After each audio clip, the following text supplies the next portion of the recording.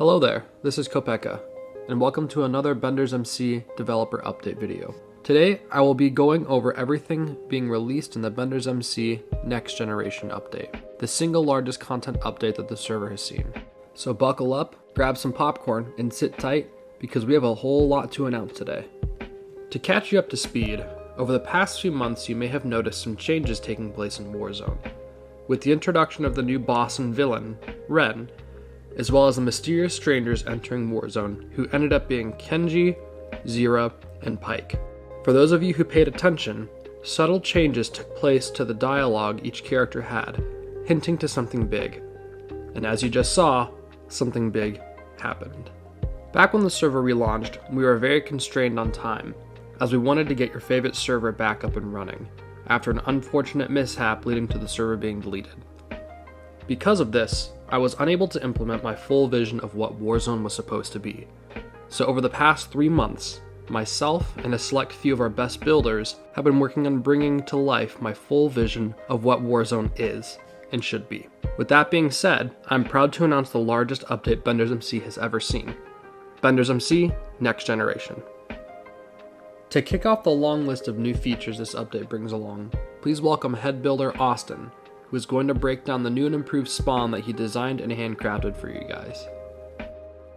Hey guys, Austin here. Today I'm going to show you around the next generation spawn and walk you through the development process and how spawn was created and what changes it brings along compared to previous spawns. The first difference you may notice in the next generation spawn is the size. When I designed the new spawn, I wanted to make it more user-friendly and packed with detail so that in case if you have to go AFK, there are more safe areas to do so where you don't have to worry about being pushed down into Warzone. Like the previous spawn, you can still find our weapon skin shop inside the ancient tree at the center, along with a new NPC labeled Legacy Factions, which Kopeka will go into detail on later. Along with our premium skin shop, you can also find a new item market in the spawn. Make your way through the immersive streets to find each shop filled with block and item shops, the auctioneer, and even an item bank, but more on that later. And don't forget that if you are struggling on learning how to bend, there are 2 portals to our comprehensive tutorials located in spawn. Just look for the marble platform surrounded by elemental pillars.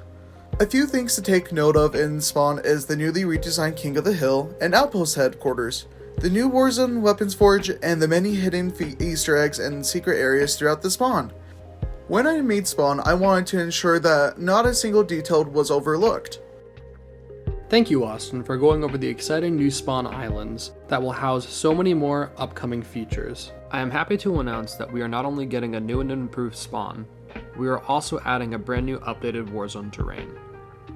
Unlike the previous Warzone that was recently obliterated by Ren, this new terrain showcases 7 handmade biomes made by myself with some extra flora detailing by Austin, and structural architecture by Starness. In each new biome, you will now find safe zones, or camps, which will house a string of quests.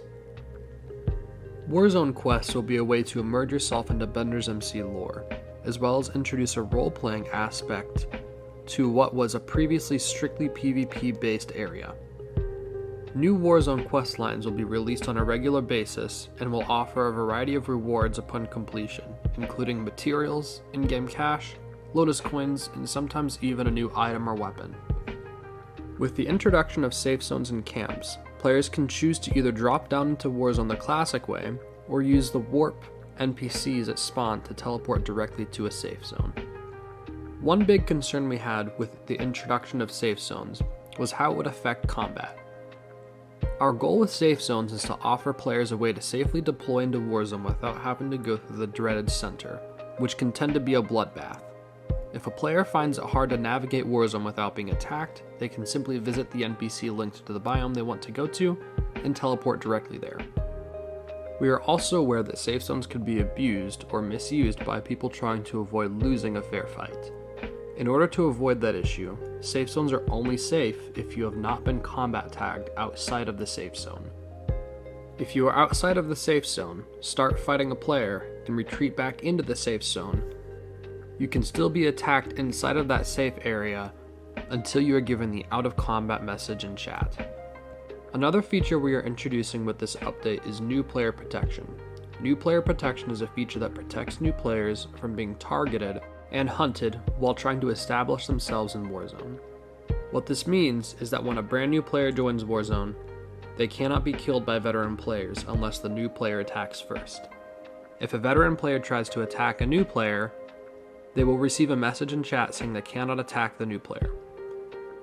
If the new player strikes first, however, then they lose their protection until they're either out of combat or killed. New player protection will last 1 day before expiring. While Warzone has changed, the wilderness containing all of your faction bases and homes has not changed.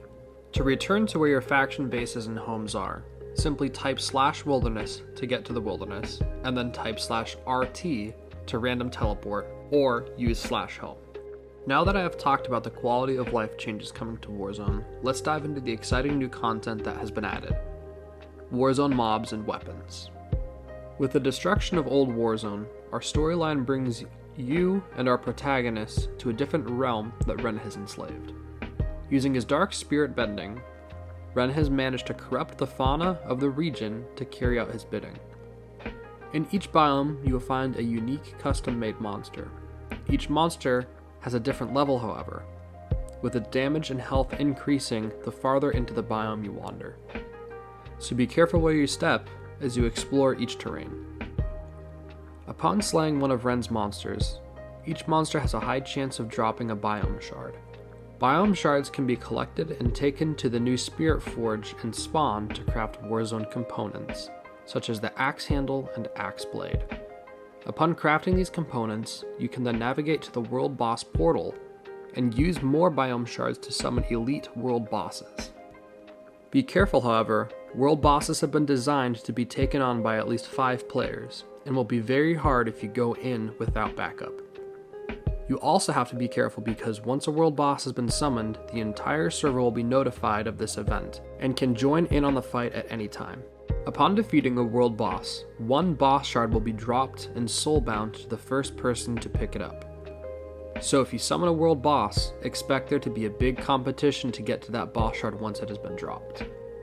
After forging the proper components using essences and shards, and collecting the right amount of boss shards, you can visit the weaponsmith at the Spirit Forge to craft the strongest weapon set in the game. Each biome has its own themed weapon. However, for the jungle weapons, you will have to choose between a crossbow or a bow variant of the weapon. Players are only able to craft one of each biome weapon, so once you get your hands on one, hold on to it tight. It is important to take note that once you obtain any of the weapon components and any of the Warzone weapons, if you go to a safe place, drop them, and pick the item up again, it will soulbind that weapon to you or component to you. To get started on your journey of crafting Warzone weapons, speak to Zira at spawn and type yes to accept her starter quest, which will reward you with the biome essences that are required to craft components. Biome essences are a one-time item, meaning if you lose them, you cannot get them back, and will be unable to craft the weapon it is tied to, so hang on tight to them. Like the weapons and components, if you go into a safe place, drop them on the ground, and pick them back up, the essence from the starter quest will become soulbound to you. Now that we have mobs and weapons covered, it is time to go over changes coming to the BendersMC shop. I'm proud to announce to you the Benders Plus subscription. With 3 tiers to offer, you can become a Master Plus, Lord Plus, or Avatar Plus. Each subscription rank will give you access to premium faction features, premium activities, as well as full permissions for Master, Lord, or Avatar, while you remain a subscriber. Depending on what tier and what kind of player you are, subscribing to Benders Plus is a much more affordable way of either trying out a premium rank or gaining access to those ranks. Be aware that once you subscribe, if you do not renew your subscription, you will lose access to those ranks and permissions until you renew or replace your subscription. In addition to the rank permissions, all tiers of Benders Plus subscribers will receive access to our premium feature, Legacy Bases. Located at the base of the Spirit Tree at spawn, you can warp to the Legacy Base world, which includes the Faction Hall of Fame and build plots. Each subscriber gains access to one build plot in which they can show off their cool building skills. Those of you who participate in factions can flex your power by building cool strongholds and forts to show off to your rivals. Players are also able to add their friends and faction members to build on their plot if they desire, even if that friend is not a subscriber. While you do, however, have to provide your own building blocks from the wilderness, there is a block shop located at the Faction Hall of Fame. All storage blocks will be inaccessible in legacy bases to prevent players from cheating and to prevent item loss in the case that your subscription expires and is not renewed. For those of you who have reached the end game and want access to a legacy plot but do not want to subscribe, players are able to purchase permanent permissions to a plot for 200 million in-game cash. That's right, you heard me, the cap has been increased to 200 million. Subscribers and plot owners can claim a plot by locating an empty one in the plot world and running the command /plots claim, and can view the commands available to them with /plots help. In addition to legacy plot access and ranks, Benders Plus subscribers will gain access to the premium tier Benders Pass. Benders Pass is an interactive challenge system that rewards you with materials, artifacts, Lotus coins, in-game cash, and sometimes Lotus weapons for simply playing the game. All players gain access to the free tier and can view their progress with the command /BP. Those who have access to the premium tier with Benders Plus will gain even more rewards, including time-limited unique weapons, and sometimes skins for the weapons obtained in the free tier. Visit the BendersMC store today to check out Benders Plus. If you need any assistance with the new features, look for the question mark NPCs at spawn, right-click them, and they will send you a link in chat to a short tutorial video on YouTube. Well guys, that about wraps up everything in the next generation update. I hope you enjoy it, and I hope to see you out on the battlefield.